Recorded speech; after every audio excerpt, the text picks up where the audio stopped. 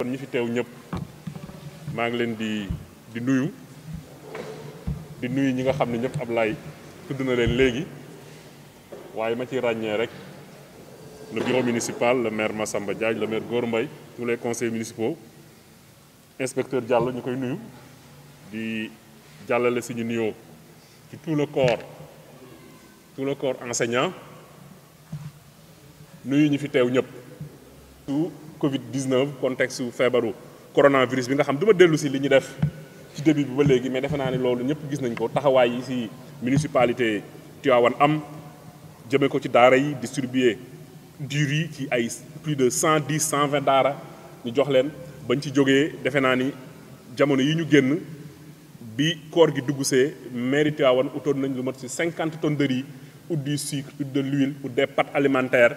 valeur la ñuy def si bu njëkk ba ak lu mujj li bu ñu ko boolee mi ngi toll ci 27 millions de francs CFA ñu teg ko fii population Tivaouane di ko jël si benn par benn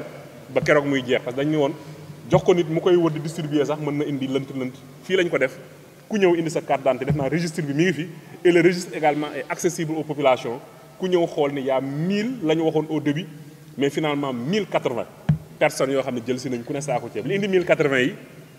c'est l'occasion pour moi ma remercier ay jeunes yoo xam ne yàlla daf ma boole ak ñoom ci wàllu rek ñu nekk ay dëkkandoo Tivaouane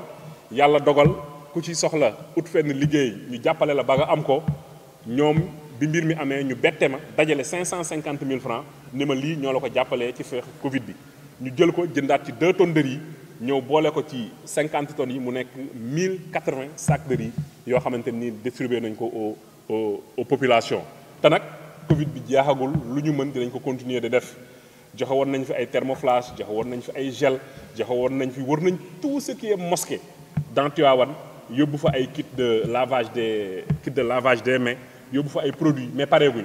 tant que ñi ngi koy mën dinañ continuer di ko def président décrété état d'urgence ba ci jëmu jamono nag mu ni le 2 prochain classes yi def examen dañu war a reprendre les classes ñu ni it loolu ñun duñ ci seetaan préfet def CDD ñu laaj inspecteur lan mooy soxlaam mu ni mi ngi soxla masque pour enfants 12 048 masque pour adulte 1335 mu ni soxla na ay lave-mains 132 thermoflash 93 gel hydroalcoolique mu ni soxla na 345 saabu mu ni soxla na 4200 morceaux soo xoolee lii dafa intégrer les écoles primaires dugal ci les collèges dugal ci les écoles privées ñun xëy na mairie Tivaouane li ñu dénk mooy école primaire xëy na tey dañu waroon 32 écoles primaires yi lan moo jëm ci ñoom ñu ut ko mais muy privé muy surtout les collèges ñëpp ay doomu Tivaouane lañ kon lu ñu mën ñun ci taxawu leen dañ leen taxaw c'est-à-dire que devant l'urgence ay compétences amatul moo tax bi ñu waxtaanee ci bureau municipal ñu ni comme mën nañ ko nañu fexe ba réaliser ko à 100% maanaam jël en charge li nga xamante ni yëpp nekkoon na seen soxla pour l'instant en dehors des thermoflash nga xam ne te ñoo ci gën a cher te ñu ngi utaat pour compléter ko masques yi dinañ ko joxe ba mat sëkk tey jii dinañ leen jox ab 10 000 et on va compléter li ci manqué parce que production bi moo toll noonu mais tey jii rek dinañ mettre à votre disposition les 10 000 lave-mains yi dinañ joxe les 132 gel hydroalcoolique laajoon ngeen ni 345 dinañ ko yëkkati teg ko seen loxo savon yi les 4200 morceaux yi dañ ko yëkkati teg ko ci sa loxo inspecteur pour dire que la mairie veut vraiment ako xam na ñi état dina ñëw parce que le président de la république 1000 milliards yooyu mu prévoir lii dugal na ko ci biir mais ñun on a voulu vraiment être aveugle li état di indeek li yeneen structures yi di indi ñun on fait comme si ñun rek ñun ñoo am lu ñu leen ameel ñu jox leen ko mooy yi ngeen di gis la ngeen gis ne la benn artisan Tivaouane waa moo ko defar am lu mu ñu ci defaraloon moom it nañ xool école bu tijjee lu ñu ci mën a defaraat yóbbu ko ci école yi ñu def ko donc lii daal moo doon soloy ndaje mi li ñu fi dajale woon ñu bëggoon symboliquement nag remettre à l'inspecteur li nga xamante ni lim naa ko léegi te lépp teew na incha allah suñ leen ko joxee à partir d'aujourd'hui ngeen mën a xool naka ngeen koy déployer. may remercier le président du conseil communal de la jeunesse Pape Demba la Croix-Rouge les ASP les jeunes de manière générale ndaxte non seulement bind nañ ma ni ma lii ñu laaj monsieur le maire loo ci mën def ko ci mais ils m'ont dit leur disponibilité pour accompagner l'inspection dans la mise en place, dans la sensibilisation. nee naa leen dinaa leen jox oto jox leen carburant jox leen ay collation pour que ngeen accompagner ñu l'inspecteur fu mu leen soxlaa rek ngeen jàppale ko fa. mais ñoom ñoo manifester vraiment la volonté depuis que mettre nañ en place li ñuy woowee le comité communal de lutte et de riposte contre le Covid-19 te suñu frère Pape Talla Dièye di ko coordonner sous la présidence bien sûr de la municipalité. li ma fi wax yëpp ñoom ñoo koy liggéey di ma rendre compte c'est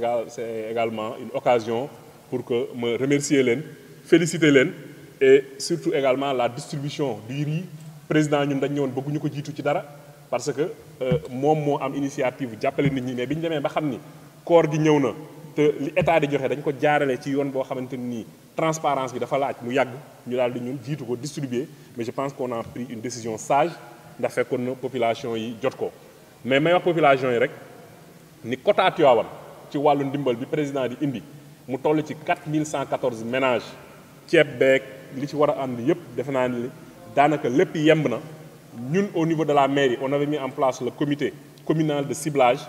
mettre en place les comités au niveau des délégués de quartier ak ñi leen wër conseil de quartier pour les comités locaux de ciblage def nañ liggéey bi ba mu mat sëkk ñu jóge fa les 22 superviseurs wëraat nañ fi ñu jaaroon xool ndax liggéey bi jaar na yoon ba ne liggéey bi jaar na yoon tënk nañ lépp valider nañ ko li ñu dese rek mooy mardi ñu jébbal monsieur le préfet këyit yi ku nekk ci quartier ba nga dëkk la nga ca war a am nga am ko ci pour rek wax ni ñiy wax ana ceeb bi mi ngi fi denc nañ ko gendarme yi ñi ngi